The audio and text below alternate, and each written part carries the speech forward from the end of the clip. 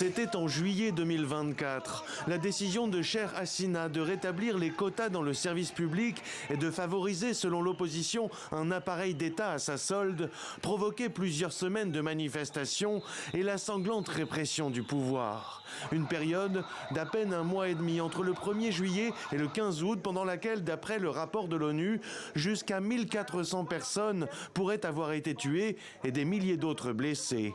Le rapport précise que la grande majorité des personnes tuées ont été abattues par les forces de sécurité et que 12 à 13% étaient des enfants.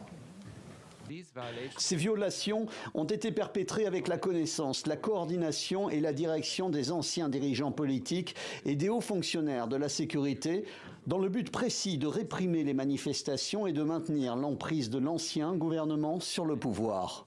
Il s'agit notamment de centaines d'exécutions extrajudiciaires, d'arrestations et de détentions arbitraires à grande échelle, d'actes de torture et de mauvais traitements, notamment sur des enfants, ainsi que des violences sexistes.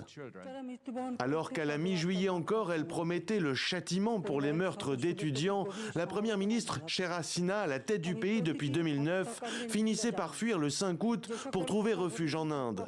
Inculpée par la justice bangladaise de crimes contre l'humanité, elle fait désormais l'objet de plusieurs mandats d'arrêt internationaux.